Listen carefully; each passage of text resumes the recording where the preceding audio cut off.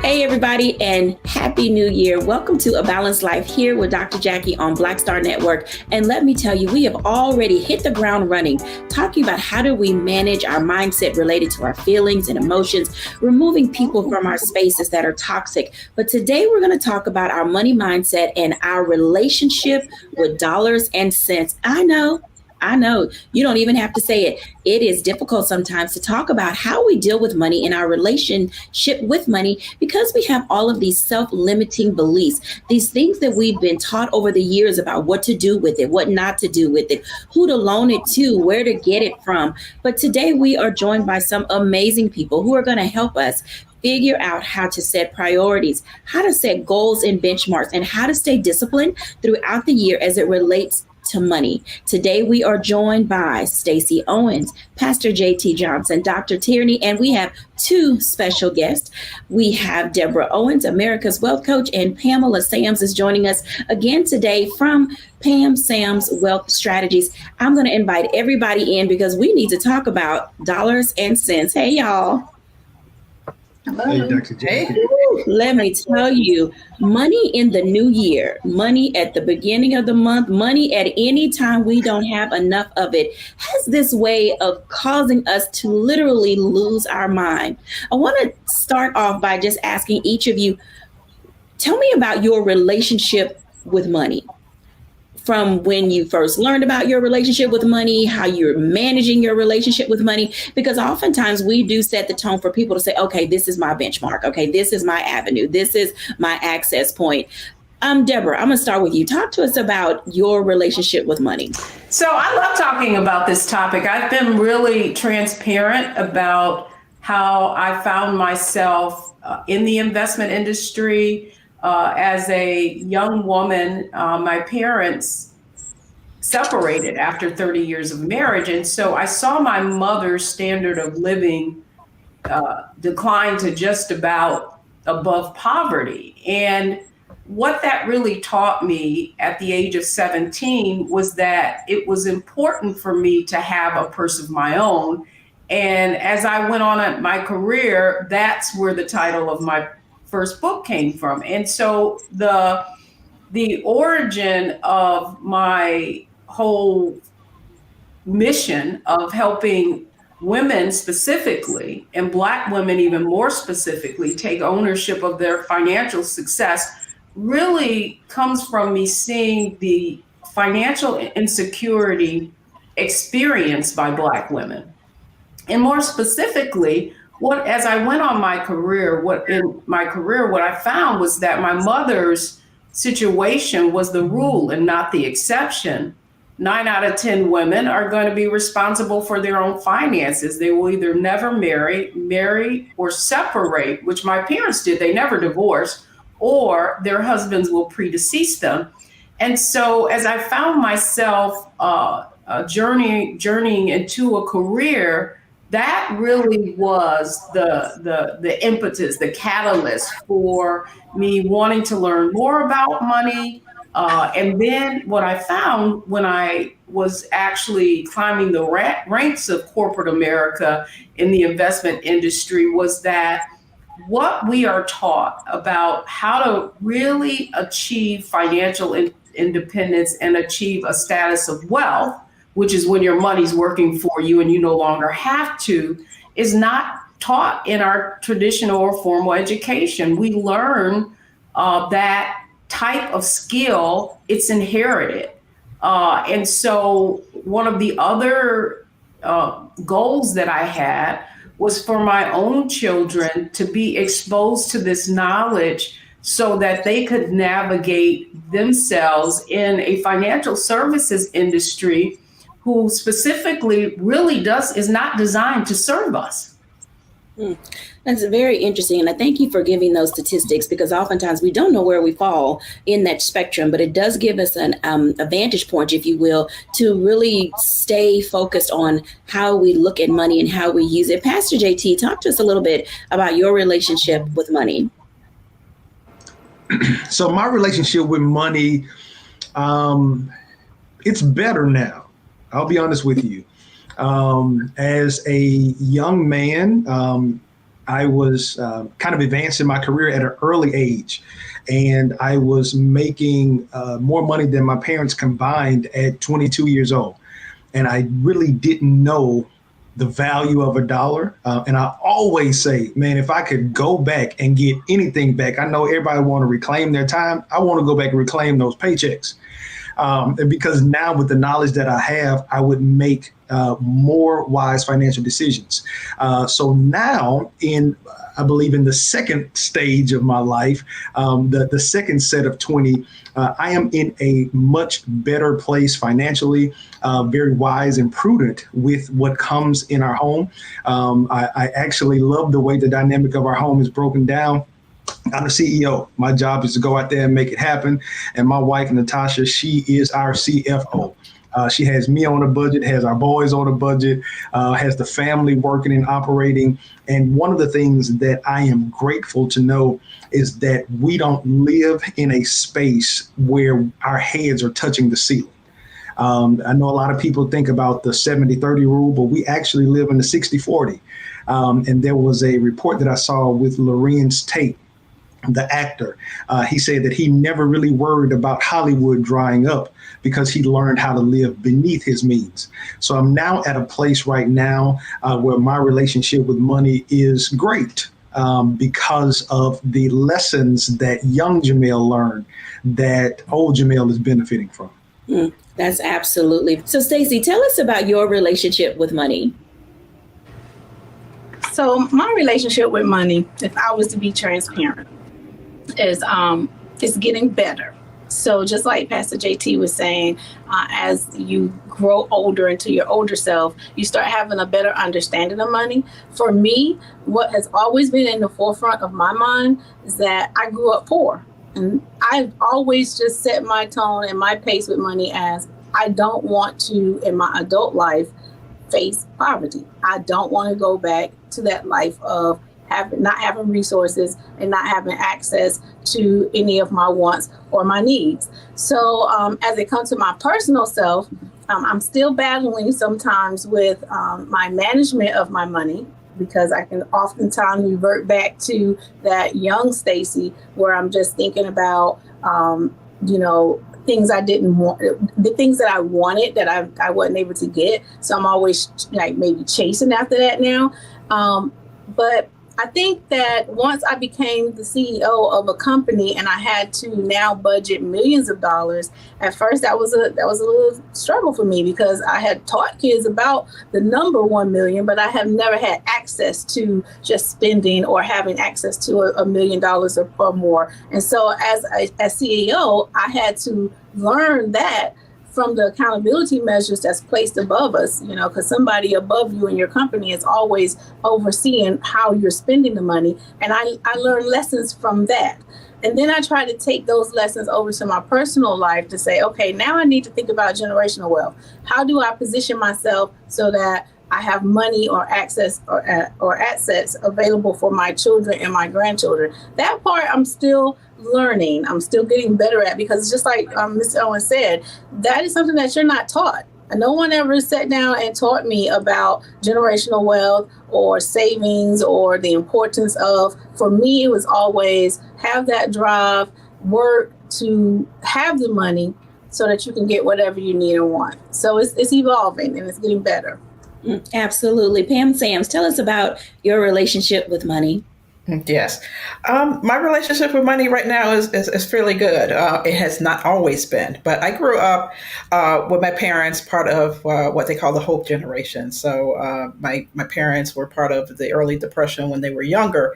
So we always knew the value of a dollar. I would say they were a little bit frugal. Some people say they were more misers, but more frugal. And I remember growing up using, and I'm probably going to date myself, green stamps. So really, you would get the green stamps when you would buy something in the store and you had a passport book, and then you would put that in there. And that's how we got a lot of the things growing up. So I kind of knew that earlier on. And then, of course, when I get to college, what's on campus? A bunch of credit card offers. So just to be transparent, I did get into a little bit of credit card trouble earlier on in my early 20s, and then start to learn a little bit more about money management when I got my first job, when I got married. And then, of course, I did explain to the viewers last time that the transition with my mother becoming a widow and that transition when my dad passed away in 2001 allowed me to use some of the tools that I learned as getting my MBA in money management or financial management, and I was able to help her with that transition. And then started my career in financial services. And from there, of course, knowing all of the ins and outs of how money works and money mindset and how to teach others as well. And then, of course, teaching my kids about generational wealth and what they need to do starting early in their 20s has really helped out a lot. So I'm in a good space as it relates to my money. That's good to hear. And Dr. Tierney, talk to us a little bit about your relationship with money. So if I were to sum my relationship up with money into one word, that word would be respect. Growing up as an only child to my, single mother who had me very young, and we were living with my grandparents, we didn't have a lot. I had everything that I needed, but we didn't have a lot. As my colleagues have said, kind of growing up, just kind of making ends meet. I learned that money is something that is to be respected. It is a tool. I learned that we can't just be willy-nilly with our money. I learned that the very first lesson that my mother actually gave me with money was about tithing. When I got my first job, it was about being a good steward of what was given to me. Growing up the way that I did, being completely transparent, will tell you that I had a fear of being destitute, a fear of poverty. And so what I had to learn very early on as well was how to disconnect the emotions from my money. And having to tackle that fear, I was able to see and learn that there are a lot of emotions that could be connected with money. And so I had to tackle that very, very early on. And what that did ultimately was make me a very responsible person that respected money. In some cases, I'm very frugal. In some cases, I would say, hey, I want it, I'm gonna buy it. I work hard, but always making sure that everything that the priorities were always met. Right now, I'm in a space where I am looking towards what Deborah actually stated, looking at building wealth. I'm looking at trying to find ways for my money to make money for me, looking at different stocks, the dividends and things like that. How can I have that passive income coming in so that I don't have to keep working for my money, but I put it to work for me? So that's what I would say in terms of my relationship with money. It's one of just total respect. Absolutely. When we come back after the break, I want to talk for a moment about living paycheck to paycheck. Honestly, we all have to start somewhere, and that's a great place. We'll be back after the break.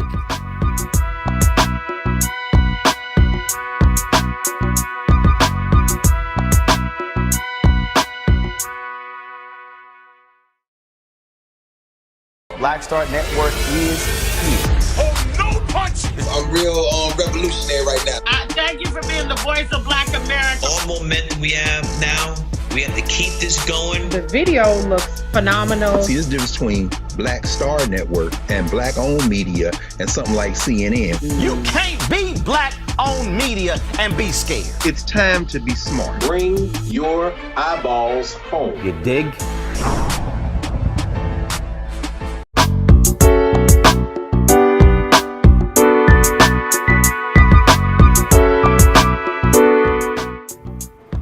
Welcome back, everyone, to A Balanced Life. And as you can tell, we all have varying relationships with our money. We love our money. We have our needs, our wants, and our desires. But one of the things that's important for us to understand is how money can be used as a tool, a vehicle, and a resource. I want to invite in Stacy, Deborah, and also I want to invite in Stacy, Deborah, and Pam for just a moment to talk about this way in which we deal with money when we're living paycheck to paycheck, but there's seemingly oftentimes not enough money to deal with the things that we have to expense. Ladies, welcome in. Thank you very much. Absolutely. Deborah as well, because when we talk about money and living paycheck to paycheck. And the reason I wanted Stacey on this conversation, because as a business owner, all of you are business owners, and I think we get into that space of not wanting to pay ourselves. And so living paycheck to paycheck looks a little bit different when we have a business to run. But Deborah, talk to us about that for a moment, because we have young people in college getting their first paycheck, graduating, getting jobs, high school students getting their first paycheck. What should their relationship be with that paycheck to paycheck aspect of their lives? Well, it is interesting in that I look at them as habits, and so much of it is mindset. And this is what I want young people to understand, is that there's a difference between earning income and building wealth. And so the way I like to describe it in this way is that, people with a poverty mindset, they do have that paycheck to paycheck mentality. And so what is important is that you are able to transcend and move into the mindset of wealth. But there's certain, steps that you have to go through. So typically that poverty mindset is that paycheck to paycheck. Whereas the kind of poor mindset is that month to month, week to week living, right? Like whatever money we have coming in, that's what we're going to spend. Oftentimes people are managing their funds based on what's in there, whether or not they can take it out of the ATM. And then how most of us really were trained around money was to have what I call that income mindset or middle class mindset, right? Where we are able to pay our bills month to month. And if you think about it, that's exactly how we're sold products in terms of what we can afford in a car or what we can afford in a home. And then when we go up a little bit further, we're getting to that, maybe we've met what has been deemed financial success or that six-figure income. Then we start having more of an affluent mindset where we're putting in our 401k, where our bills and our basic needs can be met, and we're operating in a budget. But beyond that, and that is the goal, and that is what I learned going inside of private wealth and high net worth families, is there's that wealth mindset. And that wealth mindset doesn't manage their money week to week, month to month, or year to year. They're really making decisions based on the long-term impact and acquiring assets like investments, like stocks, like building a portfolio with dividend stocks from generation to generation that they can then pass on. So to your original question around young people, it really is breaking through that poverty and poor mindset and begin to understand, as you so aptly put, Jackie, that money is a resource, and the ultimate goal is to be in a position where you have turned your income into wealth, and you no longer have to work for it because your money is working for you. I think that that's a place where we would all like to get to be, is our money, working for us. Pam, when you think about not just young people, but everybody in between, that living paycheck to paycheck comes with some certain amount of stresses and distress. How do you help people financially ease those types of discomforts when you have so little of that money so that you can build it? Mm-hmm. Yeah, I'm not going to lie. Definitely money is very stressful for a lot of people, especially if they're living paycheck to paycheck. But like what Deborah had mentioned before, it's more of a poverty mindset instead of an abundance mindset. So I try to do mindset check first in terms of what do you need to achieve this month, but think about your long term as well, because that's how you create and you build wealth. Now, of course, you're in the day to day, and that's what you're stuck in, and that's the mentality that you have. But you do also have to have an abundant mindset as well. And I am really a big proponent on budget. Because a lot of times, what we say, we spend what we want to spend, not exactly what we want or what we need. So you have to go through a needs and a wants analysis, or things that you could be overspending on, or just straight out just spending money on things that you don't need in your budget. In order to free up some cash flow. And you don't have to be living paycheck to paycheck. Or you can decide also how to develop a passive income. You have your regular income base that you're working on a 9 to 5, but there's so much gig work, there's consulting, there's a lot of different things that people can do to bring in a little bit extra income to grow wealth as well. So you don't have to be stuck in terms of living the paycheck to paycheck mentality. People have what I call a financial thermostat. They only think they can earn a certain amount, or they only think they can accumulate a certain amount. And you do have to break that cycle when I speak with my clients, to make sure they overcome that and become more in an abundance mindset. So they're really not focused on, I have more month than money. Really, how do I achieve the goals that I need to with the money that I have? And am I overspending on certain categories that I don't need to do in order to make sure everything is going to work out in the long run? Absolutely. Discovering how to balance those things oftentimes can be tricky. And Stacey, I definitely wanted you in this conversation right now because you're balancing two things. You have your business and you have your personal. How do you, in many ways, when you're looking at cash flow and income from parents paying and this, that, and the other, make those decisions so that you're not living from, month to month. And I won't say for you paycheck to paycheck, but oftentimes it's, can parents pay for their child's tuition or can they not pay? And making those things necessary in order for your schools to run. Because we forget sometimes that when we're running a business, there's a lot of emotion attached to the services that we provide, in addition to making sure that all of the money is going in the proper directions.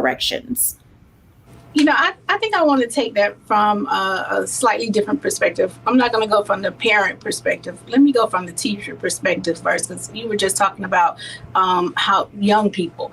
Every day I see school teachers, even in my building and other facilities as well, who have what I coined TED time of the month. TED time is the teaching emotional dive, which means around the first of the month when you get paid, because majority of our teachers get paid once a month. So at the beginning of the month when you get paid, you see their emotions are high. They're happy. They're eating out more. You see the DoorDash deliveries coming. They're interacting with the students in a great way. And then around about the 10th of the month, 15th of the month, now you've paid your bills.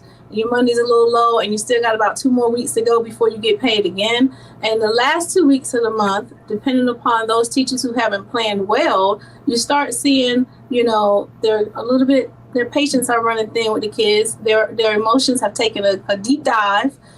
Because now we're starting to stress about, do I have enough gas to get to work? Do I have, enough money to, provide my lunch? Now you're seeing the lounge and the refrigerator is filled with lunch boxes because now you're bringing lunch. And the money is attached to those emotional beings, because they're happier when we have the money, sadder and a little frustrated when the money is low. And we had to come in and say, let's take a look at that. Like, I'm not even in a position to be managing someone's money for them, but I had to have lots of conversations with my staff to say, let's just look through your budget. Let's look through, what are you doing with your funds? Because 30 days is a long time to go when you have to pay all of your bills, and then still have to live off of whatever is left. So are you living within your means? Is there places that you can, make any adjustments to what you're spending for the month? And especially after the holidays, because now they have to wait 6 weeks to get paid. And I give a pretense at the beginning in December when I pay my folks. I'll be like, okay, guys, y'all know you got 6 weeks to go before you get paid again, right?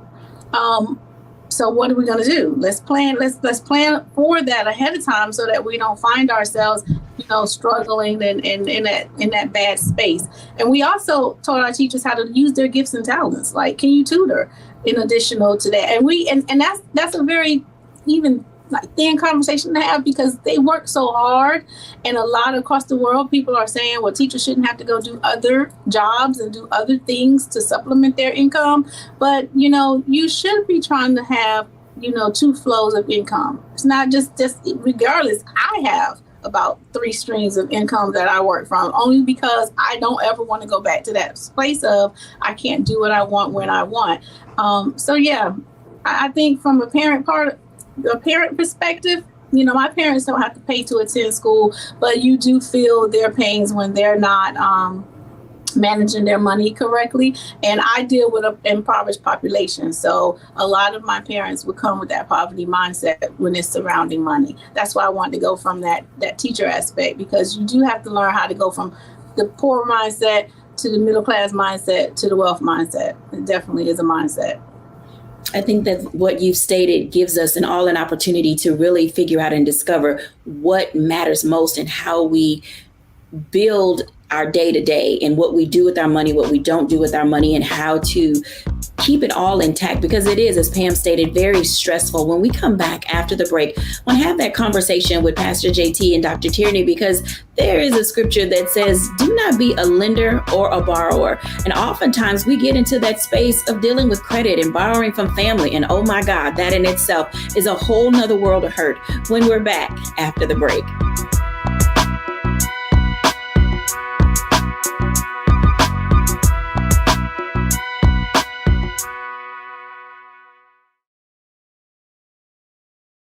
Don't you think it's time to get wealthy? I'm Deborah Owens, America's Wealth Coach, and my new show on the Black Star Network focuses on the things your financial advisor or bank isn't telling you.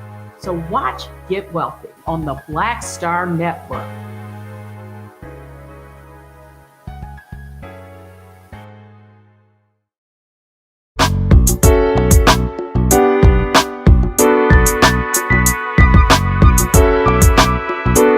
Welcome back, everyone, to A Balanced Life. And as you can tell, discovering how to use money to your advantage. And we work hard for it, so we want to spend it the way we want to. But life has a way of teaching us that there are things that we have to pay for. So desires and needs and wants often fall into various pockets in our lives.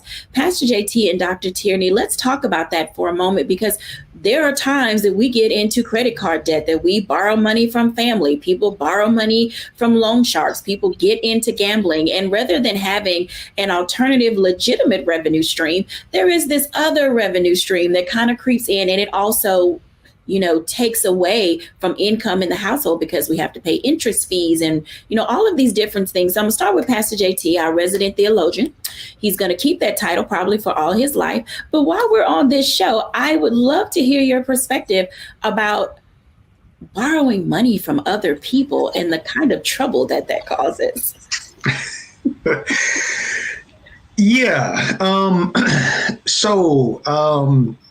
I don't necessarily even know if this may need to be deep and wonderful and extra spiritual. But man, borrowing money from people really can cause stress on relationships. And I always say to people, don't lend money that you can't give away. Mm-hmm. Because that moment, and it's complicated, like the relationship status selection on Facebook. It's complicated. You know how you have somebody that they have a totally different energy when they come to you and ask for the money.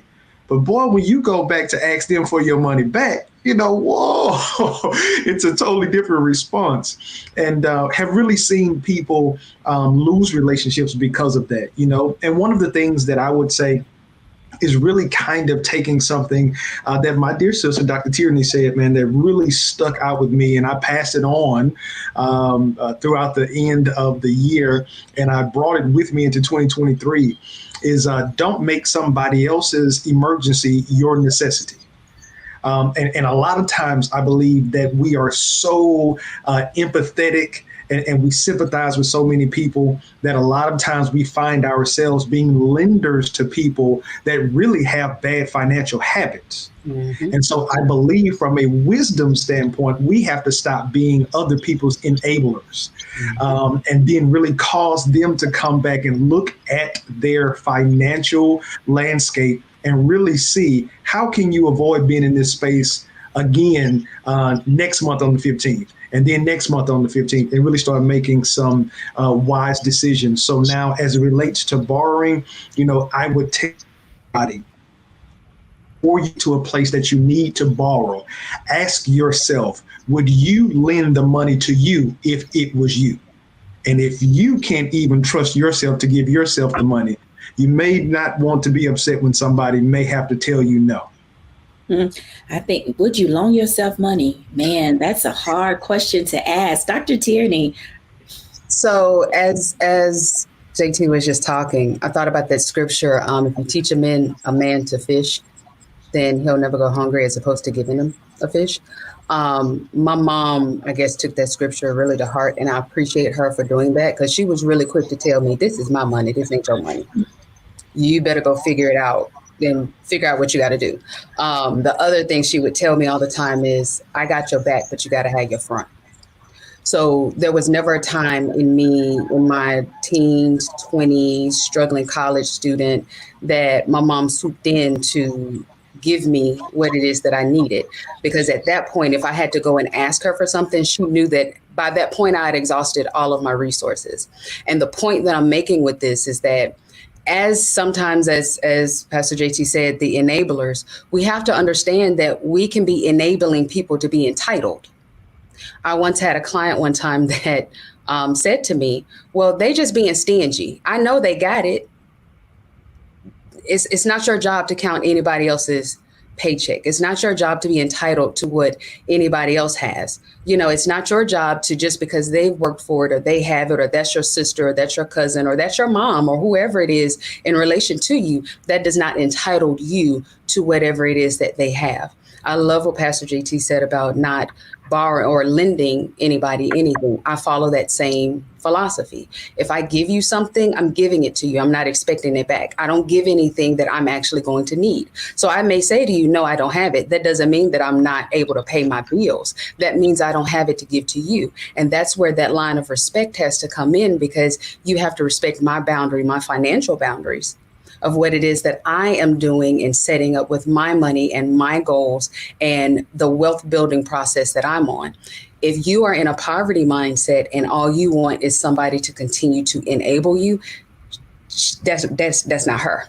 She is not about to do that. And so you have to make sure that you are taking very good account of your habits, your behaviors, what it is that you're doing in your life with your money before you start to feel entitled to somebody else's and what they're doing, or start to pass judgment, or start counting their pocketbooks. You never know what a person has or doesn't have. So that's where that respect piece comes in. And we have to stay in our own financial lane. Let's talk about that for a moment, because the family bank, because when one person in the family makes it, they make it for everybody. So let's talk about that for a moment. How does being the family bank impact the individual who is constantly giving to other people? Because at some point, your income will not always be at the level that it is. So now you're no longer preparing and saving. Pastor JT. Yeah, and what I'm going to do is really pull from Dr. Tierney's mom. So for lack of a better term, I'll call her Mama T. She really, I think, defined the parameters in which we should operate. Now, if there is an issue, or if there's a problem that you are looking to assist a family member with, and this literally may be a hand up and not a hand out, that's a totally different situation for me being the personal financer for you to go and have a night out on the town on my dime. I believe that does not constitute me having to now fund your fun while I'm having to sit at home and I have to go and be the breadwinner for the family. So I really believe, and that is an issue that's pervasive in our community. That's why so many professional athletes end up going broke, because the first check that they get, they feel that they have to put everybody on. And it just feels like an old BET Hip Hop Awards where one person wins the award and 50 people come to the stage. And that's the mentality that a lot of people have adapted. But I believe that if we go in believing that if I am going to be a help to my brother or a help to my sister, literally and maybe figuratively, and help them out of a situation versus being a person that's always having, as Ms. Owens said, your purse open and everybody always has access to your purse, because there's going to come a time when that purse is going to end up being empty. And I keep leaving with these questions, but you have to ask yourself the question, can the person that I have literally given all of the contents of my purse to come back and be the person that can replenish what they took out? Mm-hmm. And so if that's not the case, now we both gonna be sitting broke. Mm-hmm. Somebody gotta have some money, and it's gonna be me. Dr. Tierney. Absolutely. And this just, it goes back to the conversation of boundaries. You know, we cannot expect, if we have a family member that is well off and does well for themselves, we can't expect that they're just going to give us a handout. You know, that's actually, as I see it, an opportunity, as Pastor JT said, for a hand up. You know, if you want to start a business, you know, hey, give me, you know, $10,000. I want to start this business. Okay, let me see your business plan. Let me see your structure. Let me see, you know, the partners. Let me see the vendors that you're going to be working with. Approach me just as you would a bank. Just because I'm your cousin, sister, friend, approach me just like you would to the bank. You wouldn't go up there to Bank of America and just say, hey, give me $10,000 and expect them to give it to you. You know, and so that's where the person that has the money has to set the boundaries and not be afraid that, oh my God, they're not going to like me. Oh my God, they're going to be upset with me. I won't be invited to the family picnic. If that is the grounds for which you get kicked out of the family, then we have a bigger conversation than just a financial conversation, you know? And so that's where that person has to stand on their own too and say, you know what, I'm actually going to help you. Even if you feel like I'm hurting you or being selfish, I'm actually helping you. And I'm doing this in love, because high tide raises all boats. If I win, I want everyone around me to win, but let me show you how I won. Let me show you the sacrifices that I made. Let me show you the times that I didn't go out and I invested in this stock. Or let me show you the times that I put this money to the side that y'all didn't know about as to why I was bringing my lunch. Let me show you that, because I sincerely want you to win. And for me to help you to win, it means that I might have to tell you no and not give you this money. Absolutely. When we come back after the break, we're going to talk about a mindset check. We'll be back in a moment.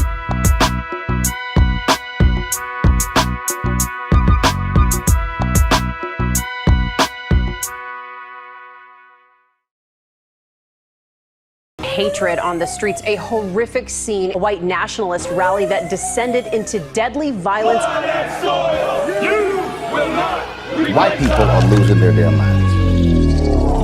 As an angry pro-Trump mob storms the U.S. Capitol, we've seen We're about to see the rise of what I call white minority resistance. We have seen white folks in this country who simply cannot tolerate black folks voting. I think what we're seeing is the inevitable result of violent denial. This is part of American history. Every time that people of color have made progress, whether real or symbolic, there has been what Carol Anderson at Emory University calls white rage as a backlash. This is the rise of the Proud Boys and the Boogaloo Boys. America, there's going to be more of this. Here's all the Proud Boys, guys. This country is getting increasingly racist in its behaviors and its attitudes because of the fear of white people. The fear that they're taking our jobs, they're taking our resources, they're taking our women. This is white fear.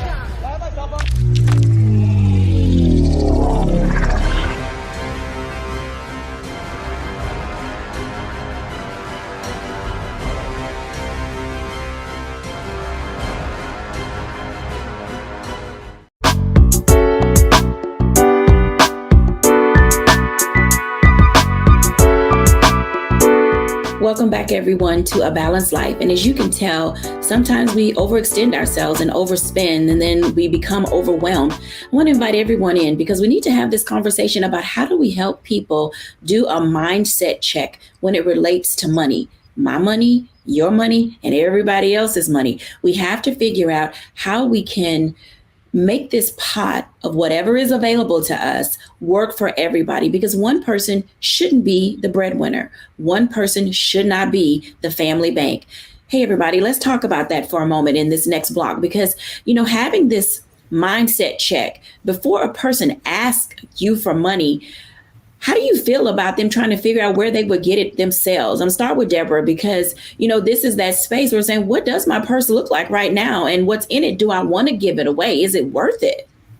Well, yeah, I love this topic. Every quarter or so in Wealthy You, what we do is our challenges. And so we have a 5-day challenge, and it really is about cleaning out your purse and cleaning out your wallet. And the challenge is designed for you to get into the right mindset. But the truth is, you cannot change what you will not acknowledge. And so the first thing we do is we talk about the difference between a poverty mindset and a wealth mindset and help people really do an assessment around what is your mindset. But the second day is the most important of all. And that's when we do a financial makeover, where we actually have you go look at 3 bank statements and look at where your money is going and whether or not that money is serving you. Quite often, we have everything we need to be everything we need to be. It's simply that we're not managing our resources. So it's not about resources in many, many cases. It's resourcefulness. And that's why I so appreciate what Ariel is doing. I'm sorry, not Ariel, but the teacher who is Stacy, who is managing this school. I love going into companies and really helping them feed their employees with the knowledge that they need so that they can better manage their resources. So that's what it's about. It really is about, if you can't manage what you already have, if you get more money, Biggie said it right, more money, more problems. More money, more problems. Pam Sams. Yeah, and just like what Deborah had mentioned, it's you have to transition into an abundance mindset. As I mentioned and a little bit earlier, is that we tend to have what I call a financial thermostat. If you're going to earn the same amount of money, that's why a lot of lottery winners, once they win money, they reset back to where they were before because they never had it before. So you have to make the adjustment, and you do have to do the assessment, as Deborah had mentioned. I do at the end of each year for my clients, I tell them to fill out a financial report card. How did you do for the year? Give yourself a grade, A through F. Hopefully it's not on the F end. Hopefully it's closer to A. But if it's closer to the end of the spectrum, the D's and the F's, what do you need to be doing differently this year? Take an assessment of where you are and where you want to be, and then write out a game plan on how you're going to get there. That's the key, is really acknowledge where you are. If you want to do, you can't do the same thing that you have been doing to get to a different spot. You got to do something different. And so you need to put down what you want to achieve, how you're going to do it, put your goals in place, and then you get to it from there. But you do have to change your mindset to, if you're going to do something different, if you want something different, you got to do something different. Absolutely. Stacey Owens. I would say, again, I'm not the financial guru, so I like to work on the whole personal self. So let's figure out, do you have a growth mindset or a fixed mindset? So whatever job you're in, whatever career you're facing, are you content with where you are right now? And if you're not content with your spending or content with the abundance that you are attracting to you, then let's think about what's your 5-year plan? What's your 3-year plan? What's your plan for tomorrow? And usually when I find that we're dealing with people who haven't even thought about what they want to do next, or how they can improve, or how they can change, or how they can attract anything else, that's when I start helping them to see that, okay, well, right now you're in a fixed mindset. And as long as you're there, you're going to stay there. So now what are some things you can do to help change your mindset to growth? How can you improve? What else can you bring to add value to your personal self that would transcend over to your financial self? Absolutely. Pastor JT. You know what? I will be honest with you and tell you that what Pam and Ms. Owens and even what Stacey said has been spot on. So since I am the resident theologian, I'll go scripture right here. Paul said this. He said, there's one thing that I do. I'm forgetting what is behind me, and I press forward towards the goal. I think from a practical standpoint, the first thing that you have to do is you have to start, just as Ms. Owen said, you got to identify those financial habits that you have really practiced that haven't gotten you where you want to be. and then forget those. Stop doing it. Establish the goal of what the new you looks like. See that as a reality, and now let that be the one thing that you do. Paul said, this one thing that I do, that's the one thing that I do. And now I'm going towards that goal. And when I identify the where, that goal for somebody may not to be a millionaire right now. If you're living from paycheck to paycheck, saying that you're going to have $1 million by the end of 2023 probably is not realistic.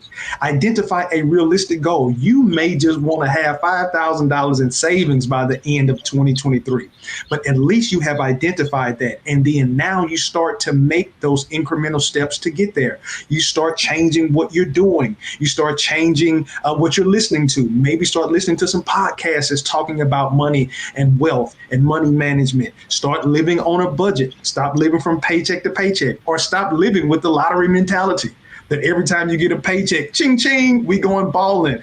Put them crab legs up and go and make some peanut butter and jelly sandwiches until you get to a space to where you're able to see your money. Absolutely. I think that was so well stated and with such passion and fervor. Dr. Tierney. Y'all better put those crab legs up and get that peanut butter and jelly. That tickle me. So I wanna back it up a bit because we're talking about things like setting goals. We're talking about things like making a budget. We're talking about things like setting a financial plan. But if you are just kind of coming off the couch, if you will, in the financial aspect, all of those things might seem very daunting to you. Oftentimes we repeat the patterns and behaviors of our parents. So likely you're repeating the financial habits and patterns that you saw, your parents do. And more often than not, the people that are around you have similar same financial patterns and habits. So the thing that I would say is get around some people that are doing what it is that you ultimately want to do. You're seeing them maneuver in their lives, in their finances, in every aspect of their life, in the way that ultimately you want to. Start asking them those questions. Hey, how did you do this? Hey, how do you stock market? Okay, what are dividends? What are NFTs? And explain it to me like I'm in kindergarten, and really start asking the questions, because we don't know what we don't know. And this is where I have to put in a plug for us coaches. Get you a coach. Get a financial coach. Sit down with someone and say, hey, I want to be transparent and vulnerable. Tell me what it is that I don't know. Oftentimes we walk around like, I ain't telling nobody my business. I ain't telling nobody how much money I make. And you're going to be stuck right in the same place that you are right now. We all need help. So invite people into those spaces. Let someone help you make a budget. Let someone help you to clarify your goals. And that is the first step that you can take in this new year to start actually moving the needle forward in your finances and in every area of your life. Absolutely. I think each of you have given our audiences things that they can begin to start with to give them an opportunity to figure out how they do a mindset check related to their money. I'll give my reflections when we're back after the break.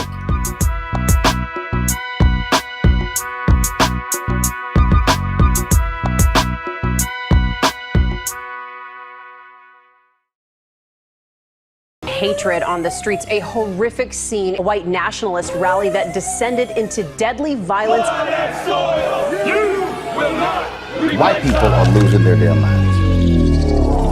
As an angry pro-Trump mob storms the U.S. Capitol, we've seen We're about to see the rise of what I call white minority resistance. We have seen white folks in this country who simply cannot tolerate black folks voting. I think what we're seeing is the inevitable result of violent denial. This is part of American history. Every time that people of color have made progress, whether real or symbolic, there has been what Carol Anderson at Emory University calls white rage as a backlash. This is the rise of the Proud Boys and the Boogaloo Boys. America, there's going to be more of this. Here's all the Proud Boys, guys. This country is getting increasingly racist in its behaviors and its attitudes because of the fear of white people. The fear that they're taking our jobs, they're taking our resources, they're taking our women. This is white fear.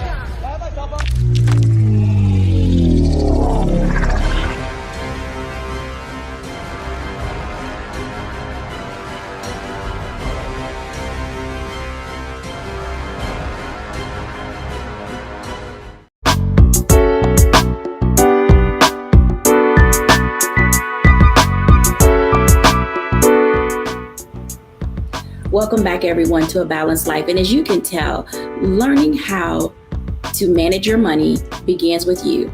So I'm going to give you my 5 things, and the acronym is MONEY, as it relates to how I manage the things that are important to me. M is make time to address your own emotional feelings about your money. You have to make time for those things that matter. O, take ownership of how you spend your money. That's spending versus saving. N, never loan out what you may need later.